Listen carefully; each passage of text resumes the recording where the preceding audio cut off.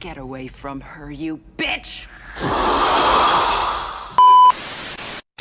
So just this last Thursday, I managed to attend a viewing of Alien Romulus, and boy howdy, I had a good time. For those of you who don't know, which is everyone, because I've never mentioned it, Alien is my personal favorite horror film.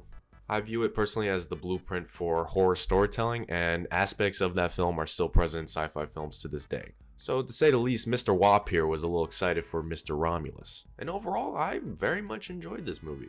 This movie is directed by Fede Alvarez, who is most famous for his Evil Dead remake, a remake of one of my other favorite horror films. And I do very much enjoy that remake. It gets rid of some of the goofy aspects of Evil Dead, which kind of irked me a little bit, but I find some enjoyment in it. Now, to put it lightly, this was my most anticipated movie of the year. I fucking love Alien, and not gonna lie, we've been in a little bit of a dry spout as of late. The honest to god last form of Alien media I truly enjoyed was back in 2014 with Alien Isolation. Keep in mind, when that released, I was 10 years old. I'm about to enter my junior year of college. So yes, expectations were a little high, but Mr. Alvarez thankfully delivered. This movie, unlike other Alien films, stars a ragtag team of teenagers who board the Romulus space station, and horror ensues. That's as brief of a description I'll give for now. Later in the video, I will talk a little more spoilers, but that's the basic synopsis of this movie. So starting off with the pros of this film, this movie is honestly shot very beautifully. I noticed in the trailers that the cinematography was very on point, and this carries out throughout most of the movie.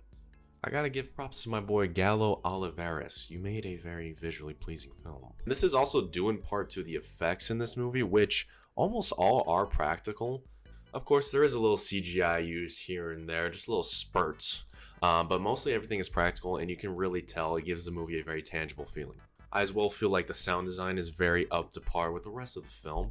Editing is fine. Mostly everything behind the scenes wise is done very well. In terms of the crew in front of the camera, I think overall the cast did a wonderful job. I do have my favorite characters through the film, which I will have to talk a little bit more about in the spoiler section. And speaking of the spoiler section, let's just jump into that right now. I don't really have much more to say that's non-spoiler.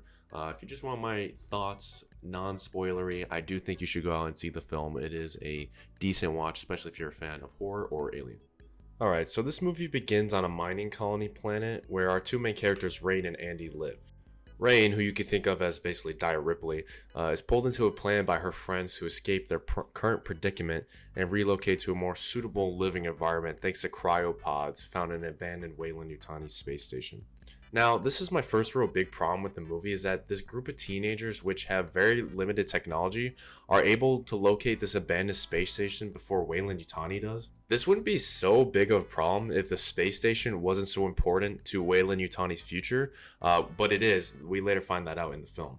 I mean, the station basically has on board a Pack-a-Punch Chug Splash, which is such a vital importance to Weyland-Yutani's future, but they just kind of abandoned the whole entire station. Another problem I have with the film is the kills. The kills in this movie, to me, were a little bit too bland. I mean, we get a classic chest burster scene, a very awkwardly shot and edited sequence where a character is killed by the alien's acid blood, and a scene where a character gets killed by the alien's second blowjob mouth. And I mean, that's basically it. I don't know, we've seen all of that before, and I mean, yeah, it's an Alien movie, but I mean, come on. My final kind of nitpick is I'm kind of indifferent on the final Alien. I'm not really the biggest fan where these movies try to mix the xenomorph with the human. I guess it was okay. We all in the blackout. Okay, that stuff's all whatever. Anyway, I want to talk a bit about more the characters. I think in this movie, the characters are done pretty well. My favorite character was personally Andy. I think he was the most captivating character in the entire movie, and I think he actually was the best actor in the movie, whatever that guy's name is. I think Rain also is a good character, but like I said earlier, she's just Dyer Ripley. I mean, she has the exact same character arc and ending as Ripley did. And yeah, the other characters are fine, I guess, but I think Andy really does steal the show here. He's by far the best character in the movie. And speaking a little bit more about the characters in the movie, this movie does bring back Ian Holm, the original android from the first Alien movie, Ash. Instead in this movie, he's named Rook. And I think it's okay, but the CGI on this man's face is truly abysmal.